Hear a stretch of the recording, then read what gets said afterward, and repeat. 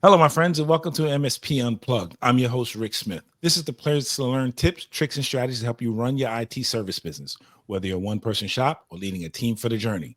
This is the place for you. Let me introduce you to my partners in tech and crime and all of that stuff that goes together. First and foremost, Mr. Tech himself from Chicago, Mr. Paco Lebron. How are you today, sir? Oh, you know what I like to say, Mr. Rick? If I lived any better, it'd be a sin. He stole my line. And over in Dallas, Texas, over there, my friend Mr. Corey Kirkendoll. Corey, how are you today, sir? Hey man, I got a win from the Cowboys this weekend, man. So I'm a little bit better than I was the week before. There you go, baby. There you go. Now doing well, doing well. Sounds good. Sounds good. And over here in New Jersey, just want to tell everyone, so this episode will be coming out on Christmas Eve. So if you celebrate, Merry Christmas, Happy Holidays, and all that good stuff here. Before we get started on today's topic, which as you probably see from the screen is AI. Are you all in? First and foremost, we're going to start with a tip, trick, or strategy from everyone, something we may have learned for the week or something we want to contribute in. So Paco, let's start with you today. Yeah, so I kind of we were talking about this a little bit earlier here, but basically when you are kind of testing out your equipment and you're ready to make your changes, sometimes you got to just have an opportunity or an ability to pivot where you can, because sometimes when you put all your eggs in one basket, it may not work the way it's supposed to. So for anyone that has known what I set up and what we do here for over the last probably 8 years, we have been a Snap One Arachnus networking company. We've implemented all of their equipment when they were aisle 8 in the channel, and then all the mergers and things of that nature. And just lately, last several years, we've just been really unhappy with what their setup. They either have more,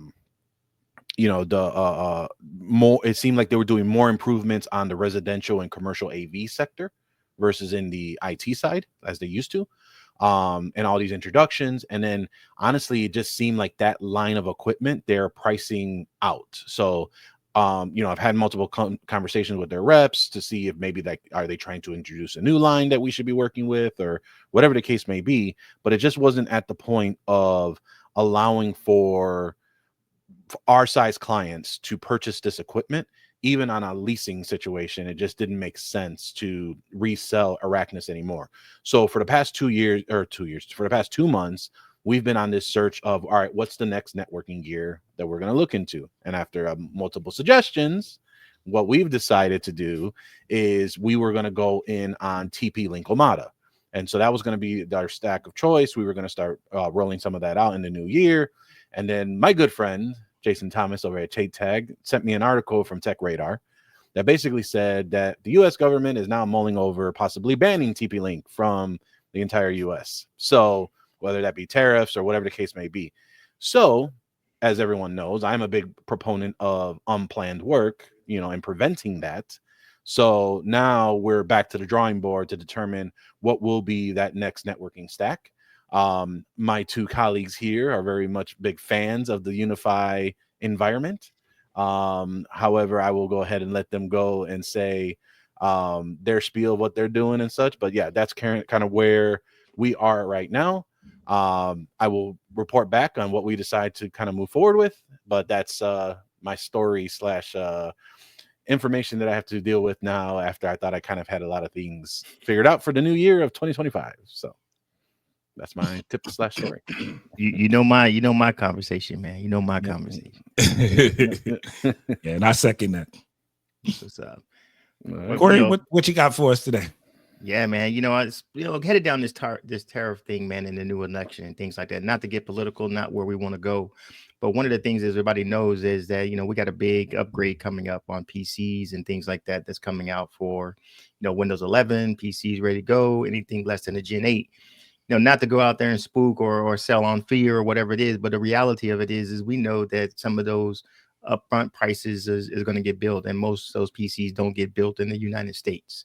So therefore, there's going to be some significant cost increases and some different things. So I think it's worth a business conversation with your clients that says it may be time to put those orders in early get those out of the way as much as you can to have those conversations.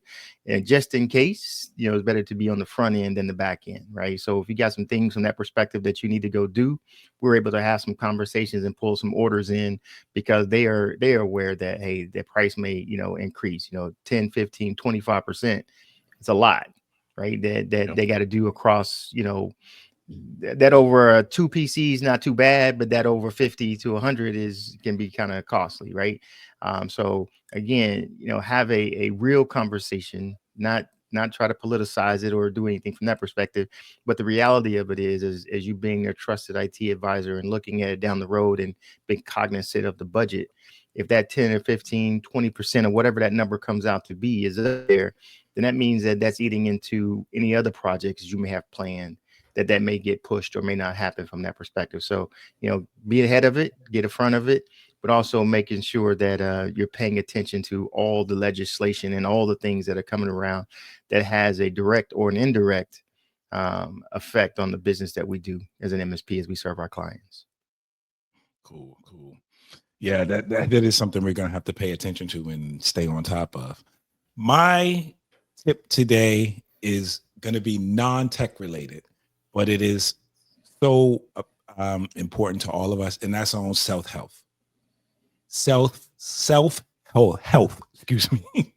Trying to say that 5 times fast. But anyway, as you can tell from these slightly bitter little grays here, the 2 or 3 I got in my beard here, I'm no longer that younger man. I've left my 20s long time ago. But my but I love this business, and I put as a business owner, I'm sure everyone who's listening to this, in what one way or another can tell, knows what I'm about to say. But we put a lot of energy, effort into this business, right? Into what we do. A lot of our free time goes into this. A lot of our brain power goes into this. We're thinking about the business when we're quote unquote off the clock. We're trying to figure out ways to improve business, to just to make things a little better, a little easier, to make more money, to service our clients better, whatever the case may be, however we may look at it. And that honestly, it takes a mental toll on us, right? And so my tip this week is do some self-health. Take some time, kick back a little bit. Forget the business. Even if you could do it for an hour or 2 hours, do something to take your mind off of it and just relax a little bit. And it's important, because I think, as I've gotten older and I've got all these plans that I want to do with the company now. I sit with these guys and they have great ideas. Other people we talk to, we want to implement other things. We can make the business better. So it consumes you. But as I say, I'm not getting any younger.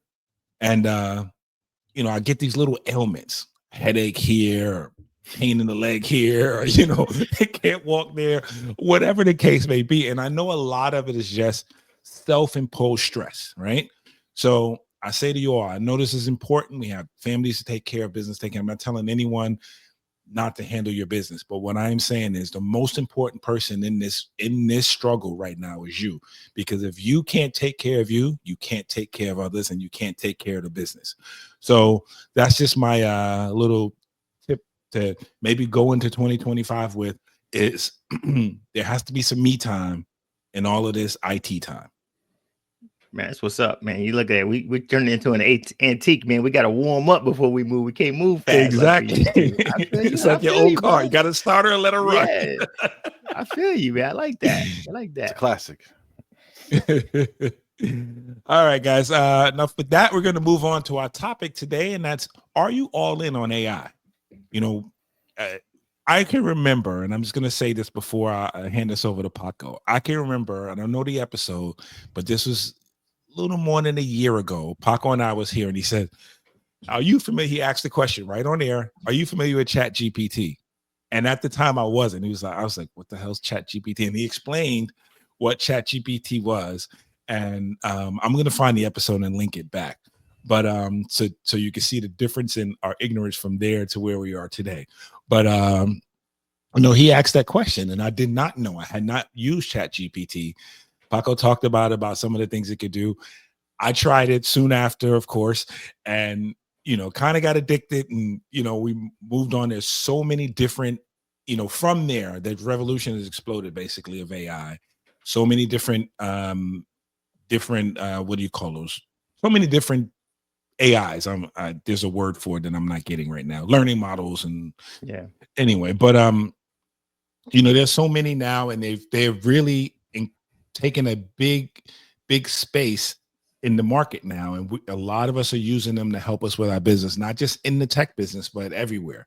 So this conversation today is, basically talking about, are you in on AI, and if so, what are you doing? So Paco, since you started this, I'm gonna say a year and a half ago somewhere, are you all in on AI, and what are you doing?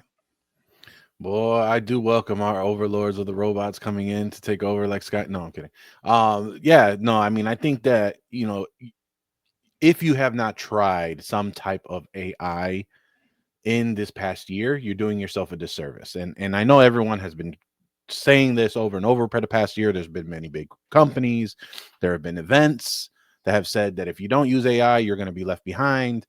And, kind of really emphasizing that you really should look into this, right? And so the point of the episode, and even going back to like what I said about a year ago, is it's amazing on how fast not only just the knowledge of what AI is, which really is the machine learning logic, like that's this the language models is this type of AI that a lot of people associate this version of artificial intelligence or AI to what we're doing today. Now, when I mentioned it back then, it was one of those where you heard it, but you didn't know really what it was all about. And so when you start to really dive into it, it's hard to understand until you really put your fingertips on it. Oh, I can use this thing as a search engine is the default method of what a lot of these AIs tend to use. Back then it was ChatGPT. Microsoft had a big investment in. They then had created their own version of ChatGPT, inserting OpenAI, which is the company that has created ChatGPT, and putting OpenAI inside of Copilot, which is now Microsoft's product for their language model. First, it was like on a search engine, similar to what you can get with ChatGPT inside of your licensing to keep everything inside of your tenant. And then it kind of just exploded. It kind of went into now you can get licensing to affect other productivity suites. So Word, Excel, PowerPoint, Teams, so forth and so on. Now, then they mentioned that they're going to come out with several different other co-pilots, whether it's security, whether it's cloud, whether it's of all these other items, that how can this artificial intelligence assist you on your daily things on these particular areas. Now, from then till now, when people talk about AI, that's really all they really think of, I think, is the common knowledge. Is either they're thinking about ChatGPT, they're thinking about Copilot, and then most recently, they're probably thinking about Gemini AI, which is Google's AI. So those are usually the three that people tend to think of. But sometimes they don't realize that A, there are other AIs that other companies are building. And then two, there are other companies that are interfacing different AIs and collecting them together into one to create a product or a suite or something that can actually be sold as a service that you can assist your clients with. Now, I know Corey has dived in a lot with AI. Even recently I seen on LinkedIn, he's got a couple of certifications with a couple of vendors on AI. So rather than me go through some of the few that I have, I want to toss it over to you, Corey, for kind of your perspective on AI and how you kind of adopted it and what you've kind of translated that to how it could be an assistance to your business and to your clients. Yeah, no, man, you're hitting it right up, man. I remember when that Chat GPT, man, but it was the fastest thing within a matter of weeks to hit over 1 million users, like gangbusters, right? And I think it's definitely going to change the world. What's cool about it is if you haven't immersed it and you haven't done anything with it, I truly believe that you are behind the 8 ball, especially as an MSP. If you are not having a conversation to have a discussion about AI, and another MSP walks in and has that discussion, they're going to be wondering why you're not having that conversation with them. And it's an uncomfortable place to be in. So one of the things that we do is we decided, last year to really go all in on what it ultimately looked like for two places. One, for our business, and one, and how we bring this out to our customers. And so kind of give you some real live examples of kind of what we're doing is we're a big Ring Central spot, right? We run our box, that's what we sell, that's what we do, whatever you do. And they put out a product called Ring Sense. And what happened is every call gets recorded, every call gets transcribed, every call has the AI intelligence behind it. And what's cool is that since that's the case, that means every call that comes into our help desk to our text or our thing is recorded. So what happens is now we have a script out of the baseline that basically says when the call is over, tell me who called, what was the call about, what was the temperature of the call as far as was the customer upset, was it angry, was it whatever it was. If it was, it can escalate the call to me to go and kind of quiet it down, or to our service manager.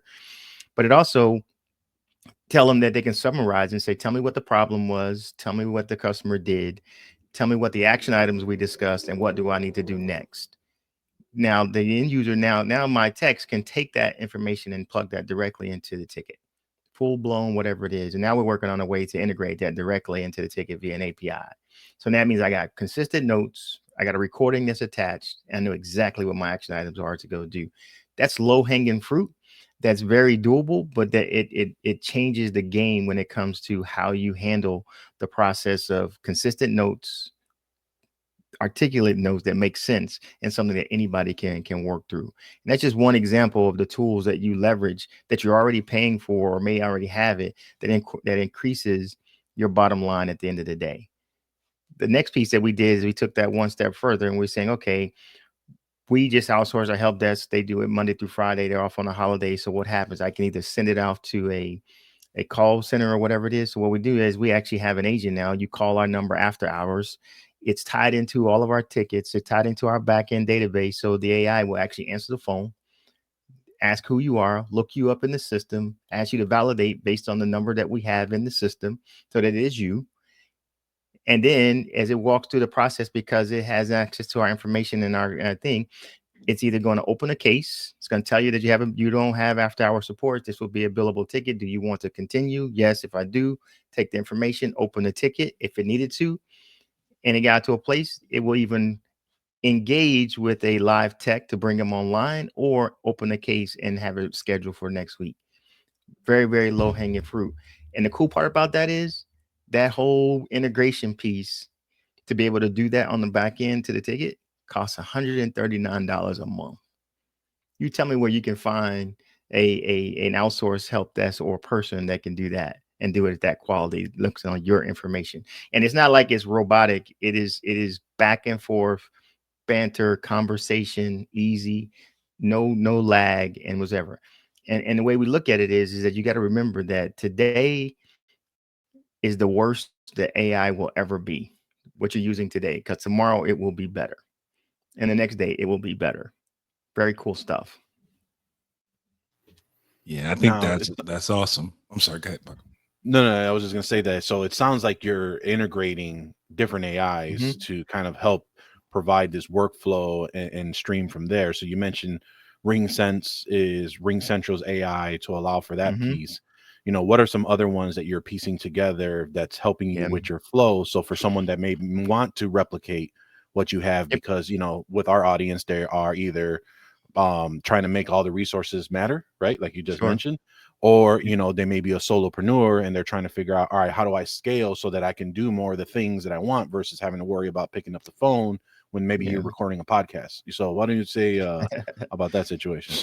Yeah, you know, and so one of the challenges we have is looking at, right, there's millions of products. First thing I would do is if you're not looking at another podcast, there's a guy out there, it's called Everyday AI. And he gives you snippets of everything. Very cool spot. Listen to it just to keep abreast, because he breaks it down from what NVIDIA is doing all the way down to the next coolest tool, so that you can kind of stay in front of it. And he does it in bite-sized pieces that you can consume it. The next piece is, and we do a sales presentation and other things, or any presentation back, we use a tool called Gamma. Very cool. It will actually create the product, create the presentation, create the graphics, lay it out, you modify it, and it goes down that path. The other cool part we've been doing is if we take a training video of saying, hey, here's the things that we want to do for a new tech onboarding or a new rollout, we'll actually feed that into notebook.lm and allow it to create a podcast that's a woman and a man talking about the training and about what it is, and actually train them on how that works, so that you have some interactive training that is consumable, and it works very, very well. So we've used that to actually work on some of the training and things that we have inside. We use Render Forest to do things from a video things from that perspective, to clean up videos and some other stuff that you want to put together. It really is, the bottom line here is, even how we go out and talk about it to our customers, is you find that one small problem, leverage AI to fix that problem, and it just continues to grow at that point, because it becomes those points, and it just helps you grow. And the last piece that we do is we actually leverage AI to actually think about our blogs and our social media posts. Here we are, we train it up. Hey, here's 5K, we're an MSP, we do this, here's what we think about, here's all the things we wanted to do. Now let's go and create a 30-day social media post with these topics that we want to get done and how we want to get done, and it will create it. So literally, I take it, pop it into Hootsuite or whatever that is, and boom, I'm posting for the next 30 days that I haven't done. And we know that's the challenge that all MSP have, is staying consistent in that piece. But this allows you to be able to do that in a relatively inexpensive way, but stay relevant. That's awesome. Now I know that, for us, what we've used or started toying around with, you mentioned like training videos and being able to generate that information. So we've been using a one that's called HeyGen AI, HeyGeny. So essentially, you have the ability to use a picture of yourself, run your mannerisms, and then input whatever text that you want to have explained for that opportunity or that presentation or that training. And it's literally you kind of going through that situation. We had a vendor that did that in one of his presentations at TechCon. And so, and at first you didn't really gather that information as much until you really listen to the first words, like, this is a completely generated AI video. And so to see how smooth it kind of worked, and just on the initial stage of it, rather than doing some deep training on it, that's what we've been playing around with as well. And then the one you kind of put us up on was TurboDocs, and being able to really focus on that. And especially for us, where, we have a lot of law firm clients. And so we're trying to piece together what are some services and AIs that would make sense to save time for our law firm clients, because that's their biggest thing, is they hate the paperwork. And they hate the tediousness of it. So they're trying to figure out, how can I shave some minutes, shave some time to get the results that they want. And so this is another one that we've been playing around with as well. But Rick, I know you've been messing around with a few on your own on a different scale. So why don't you go ahead and talk a little about those? Yeah, well, I've been trying to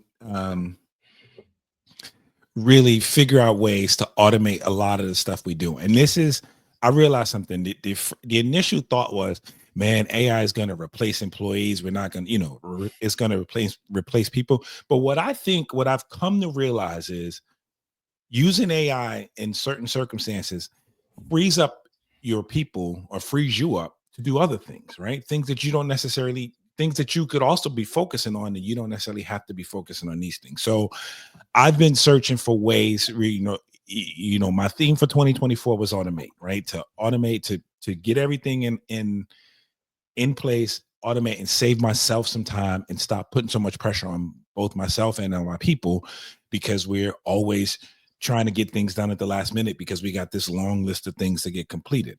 So in that search, I was heavily into ChatGPT, and then I started to branch out and learn some other things, that there was more to ChatGPT in the world.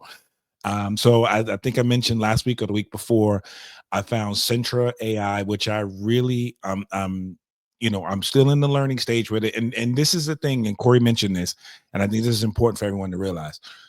AIs are smart, but they're not going to be smart for your business unless you train them, right? You have to give them the information that's necessary for them to get the results that you need for you. So you cannot blindly throw something in the AI and expect them to sound like 5K Technical Service or Renactus Technology or ProdigyTeks, right? Or us individually.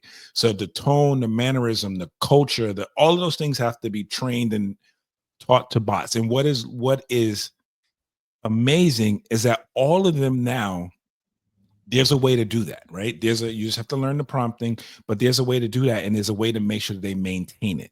Now, So we've used, like we've come across Central AI, which I really like, which again I think it's 13 bots or 12 bots that each do a different role that would be done in your business, right? So we're experimenting with that.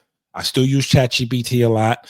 I'm a big fan of the CRM. Initially it was Growably, which is the Tech Tribe's product, which is a product of Go High Level. I've since moved off of that into my own Go High Level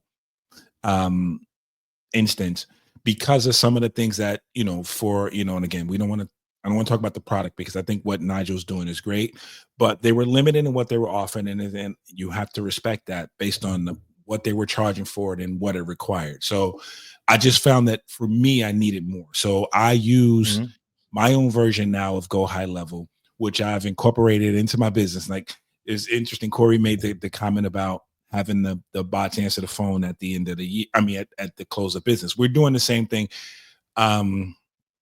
We use Intermedia for phones, so they don't have the what'd you call it, ring? I forgot. Ring sense. So we record our calls now, right? We record tech calls, and then we can take the transcript and plop them back in to, you can save them in our RMM, or we can save them in our CRM portion of this.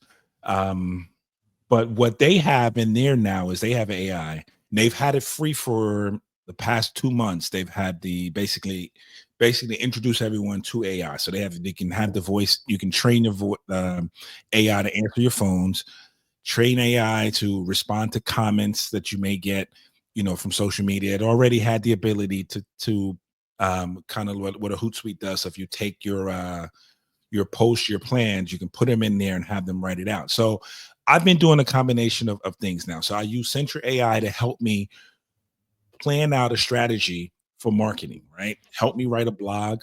One bot will help me write a blog. Another will check it for SEO.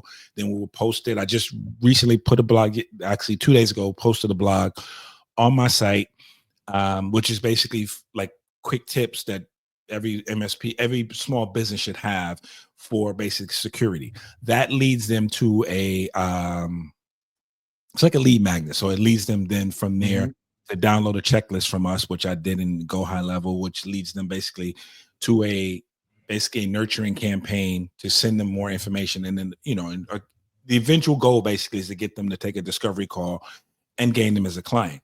Now, all of this was planned out through the bots that I use, which is great. And then I have the other side of this now, which which I started with, and I'm sorry to make this long-winded, is I'm training the voice AI now to answer my phones on the weekends, like when we're closed. The same thing Corey's doing. That's about to smile when you said it, and get it to answer, take that information out.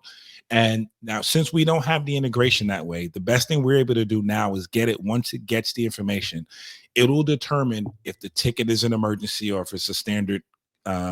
It's 3 basic: emergency, standard ticket, and that means it can wait till Monday. And 2, if it's a prospect. And from there, it'll do one of 3 things. If it's an emergency, it will send an email to our help desk, which will create that emergency ticket, right? So we will see it. If it's a standard ticket, it will send that ticket, but it will send that email as well, but it will send it with a banner that, basically says standard, so we don't have to force to answer it. Now, if it's a prospect, it's going to do 2 things. It's going to put them into a campaign where it's going to send them information on the company. And it's also going to alert us that someone is interested in, whatever the case may be. So those are the 3 things that we've trained it to do now. We're training it to do now. I'm hoping to get this completed by the end of the year and actually live. I've experimented with it. But thank God we don't get that many after-hour calls. So it's good anyway. But but it's really the combining of the different specializations that these bots can do that can really help us, going forward. And again, like I say, it takes a lot off of our plate.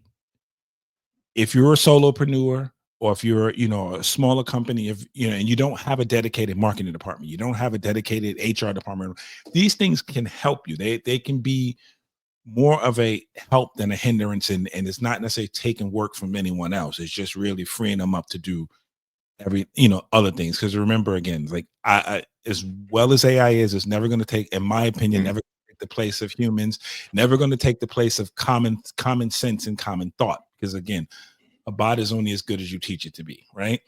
So look at Corey's face there. I love what you're saying, man. And you got me over here all giddy, man. I mean, this is cool stuff. But what's really cool about this is think about the ROI that you just talked about of how you would have to be to be able to do that, right? You talked about a marketing person, you talked about an intern, an admin, you talking about a sales admin, you talked about, someone a receptionist, right? You talked about probably 6-7 positions that you would have to staff for or have some touch in based on what you've done in some automation, right? And that's the concept that you have to think about, man. I think that's what's powerful, is that it's going to transform your business in ways that allows you to grow, to be competitive. So now you can go focus on the real stuff, right? You're getting a good lead. The stuff is not on your plate, and I don't have another person to, it's coming to me in a streamlined way through my processes automatically that I try to get the humans to do, put time in, put notes in. It's doing it, right? So you're going to be more efficient. And that's what's cool about it, is that it's really a game changer. It allows anybody to look and be as big as they want to be. But I would always say, I was talking to the CEO of HPE, and he said, everybody needs to have a major in what they do on a daily basis and a minor in AI, period. Everybody. And the next thing is that they need to learn to coexist with AI. Humans need to learn to coexist with AI, which means that humans will be relevant today as the next form of quantum computing and everything else comes up, and where it goes is going to get real tough. But yeah, I love what you're saying, man. I think this is truly a game changer too. If you haven't embraced it, you definitely got to do it. Yeah, I think about the total interaction and the change the flip that we're making. And the last part about all of this too is, the other thing is, Corey and Paco both touched on this, and I think this is important for all of us out here in our business. We have to get versed in AI and what it can do, not only for our business, but for our clients, because they are going to ask, right? Mm-hmm. And the last thing you want to do is not have any kind of answer for them, or not have any kind of, they may not be a specific solution. I know you guys talked about TurboDocs, is it?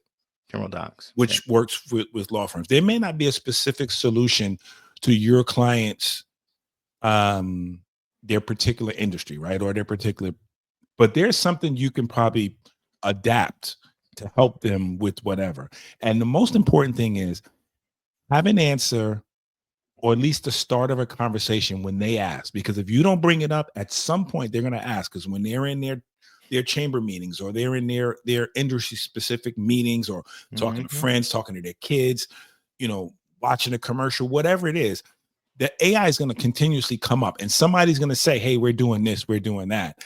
And then in their head is going to be like, hey, can we do that? Why aren't we doing that? Or why hasn't Rick mentioned this to us? Or, let's talk to Rick about it and see what this is. So I think the important thing on this is wonderful for what we're doing ourselves in our business to improve our efficiency, to improve our business. But it's also just as important that we have those capabilities, the knowledge to help our clients do the same. No doubt. Some of them may not want it, some of them may, but I guarantee you the question's going to come up and the conversation is going to come up, and we have to be prepared for it. No doubt. Love it, man. Paco, you a little quiet over there, my friend. I agree everything what you're saying, my friend. That's it. Oh, there's a rarity. Agreeing with the host. Yeah, but so as we move along with this AI revolution, is there? I think I'll start with you with this one, right? Is there the one? And you may not want to share this, and I understand that for all of us. Is there that one pie in the sky idea you want to be able to get AI to do for you? Yeah, so I can take a vacation and they can do everything. No, I'm kidding. I think I don't know if I have a pie in the sky of what I want AI to do. I think that there are just so many areas that can be introduced to AI that we have not thought about. Like, so for example, you Mhm. know, Corey mentioned, and I think you mentioned about how to coexist with AI, right? But what does that truly mean, right? Is that it's not an iRobot situation where you got the humanoids and they're all on the side of society, right? You know, there's no Will Smith around here. I think the biggest piece about it is, you know, for example, for us, when we had technicians, we had hired technicians from Latin America. And so English was their second language, not their first. Now the trouble, or you know, for those that are not Spanish speaking, you would think, all right, well, you all are Spanish, you all can speak together and figure it all out. But Mhm. what a lot of people don't understand is that there are different dialects inside of the Spanish language. Those of Mexican descent speak Spanish differently than of Puerto Rican descent, than those of Venezuelan descent. And so we can interchange words very differently. And one word in Spanish could mean something else in their version of Spanish, right?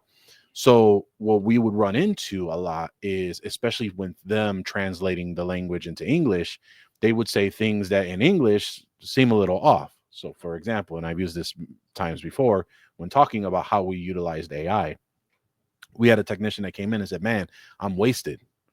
So for us, we're like, okay, Come to work I'm drunk. pretty sure you meant something else, but what are you trying to refer to? And what he meant to say is, like, when they translated it, it was they were wiped, they were tired, it was a long night type situation, not that they were high or drunk. Like we think when we hear that, right? So what we ended up doing is when we started rolling in Copilot into all our stuff, we would have Copilot translate, hey, this is what we're trying to say in this dialect. What are you trying to say? And so we have implemented that between each other. So now we had proper communication across everyone. And when instructing our technicians or instructing those to get whatever needs to be done, they weren't taking it literal. So for example, I said, all right, great, I'll give you a call later on today, but have a great one. Or no, I'll say, I'll talk to you later. And they specifically thought literally I'm going to talk to them later. So it came 5 o'clock and they messaged someone else like, hey, I haven't heard from Paco. He said he'll talk to you later. He's like, no. That's just a phrase we use that says this. So, you know, being able to use AI, and in this specifically in Copilot, we were able to help with the language translation between all of us to help bring a more coherent support for our team. And so that's kind of where we were with a lot of that type of stuff, and utilizing them in different ways that people may not have thought about, right? And trying to get those efficiency hacks where normally you would be struggling with, but now with AI has allowed it to be that not so much of a bandage, but a seamless flow to allow you to get the efficiency that you're looking for. So that's my part on that. So is my pie in the sky what I want for AI? I mean, there's so many areas that we would love for it to happen, but until AI start to really integrate with each other, I don't foresee one quote unquote AI taking care of everything that I may need slash my clients may need to get resolved or help with their efficiency. So, Corey, anything you looking forward to? man, so I'm all in, man. I'm excited, man. I'm looking for me to just to disappear one day, right? Is have myself just cloned and rolling in an AI virtual space, man, and just say let it roll. For me, man, what I did is as a CEO and a small business owner, where it comes from, man, you find yourself wearing a lot of hats, right? And what I did was I went and created an org chart of where I want to see myself, and then put the jobs that I do that I don't like to do or don't want to do and figure out.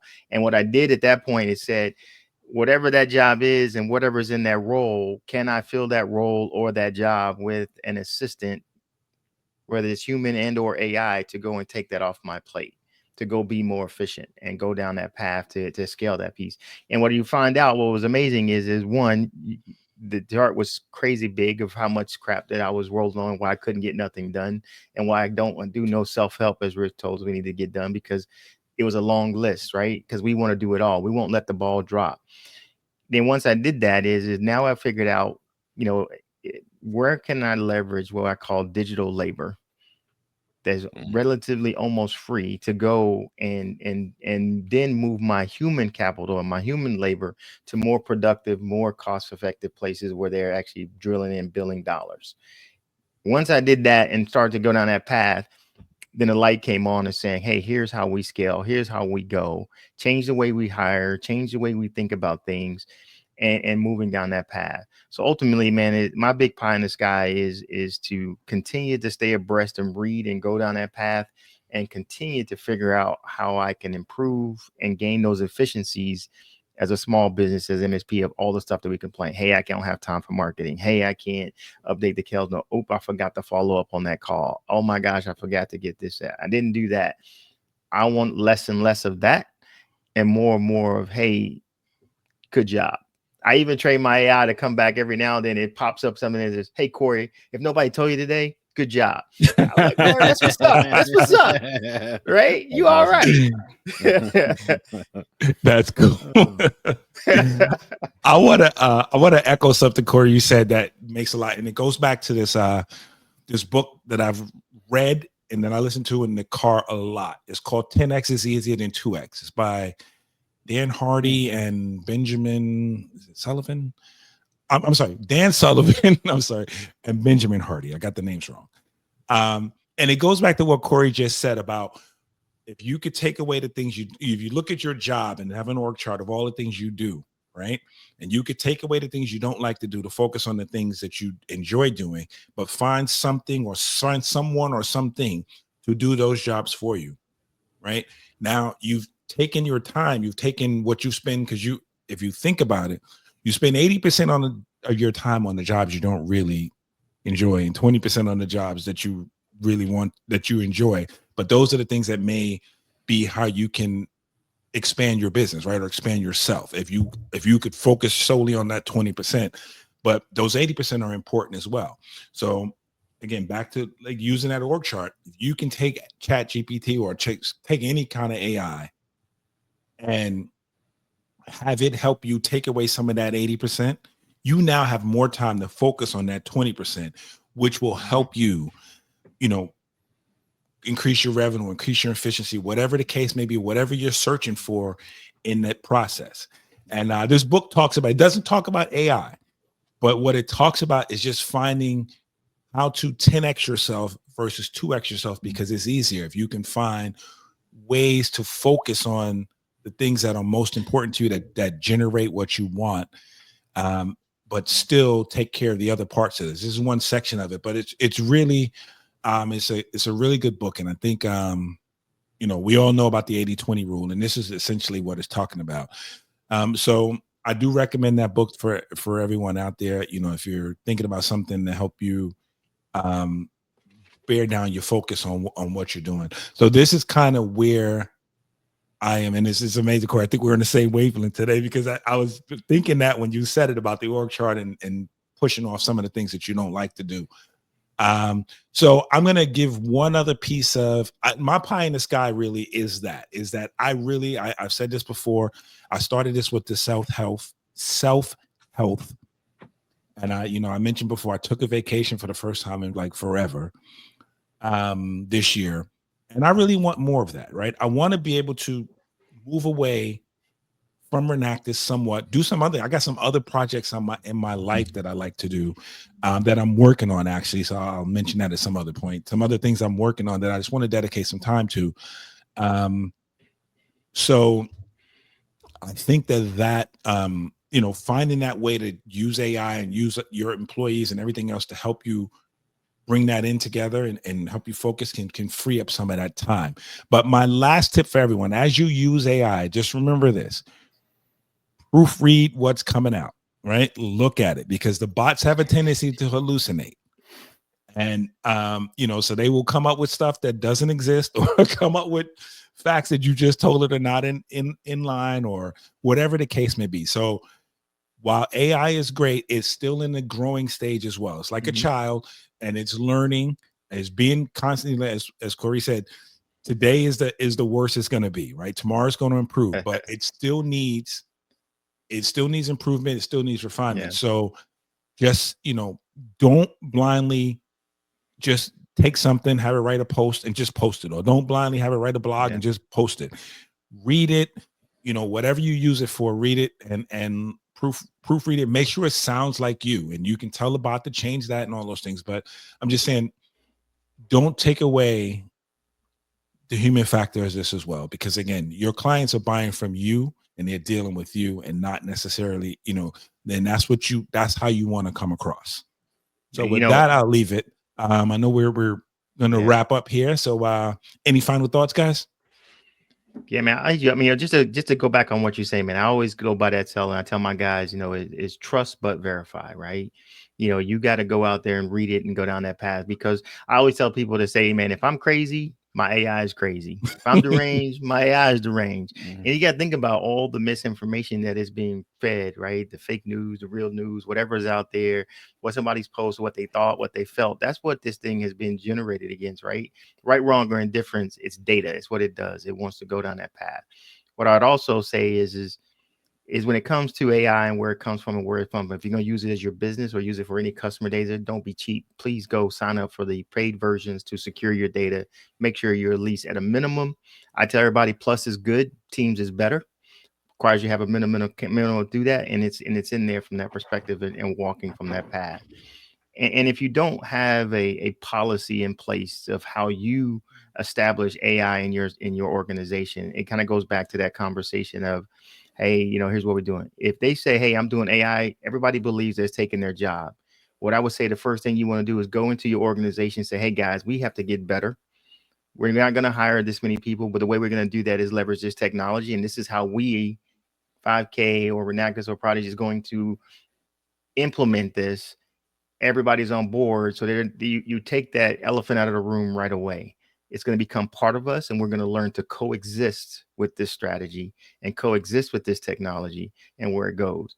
And what we're also finding is that the age and what our customers look like are evolving. They grew up with this stuff, right?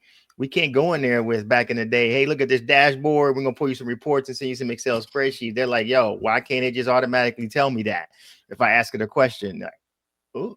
So your customers are going to change and evolve, and this is what they want. This is what they see, because again, my 9-year-old granddaughter, man, she blows my mind with what she knows at 9. I'm like, by the time she hits me, man, she's a freaking genius, right? It's just crazy. But that's my point is trust but verify, but make sure you keep your finger on the pulse of what you're putting out there and that it's protected and secure, and make sure you're doing the right things for yourself as well as your clients. Sounds good. Paco? My last part before I depart from y'all, try it out, but don't blame us for your results. And I'm out of here. All right. With that, we're going to wrap up here. To everyone, this episode is Christmas Eve. So if you celebrate Christmas, Merry Christmas, Happy Kwanzaa, Happy Hanukkah. If you don't celebrate any of those, happy good times. Take some downtime for yourself. We invite you to join us each week. We're here. You can catch us on YouTube at youtube.com/MSP Unplugged. You can also catch us on the go. We're on your favorite podcatcher apps. That's Amazon Music, Spotify, just to name a few. For Corey, Paco, and myself, again, we want to wish everyone a happy Tuesday and see you next time on MSP Unplugged.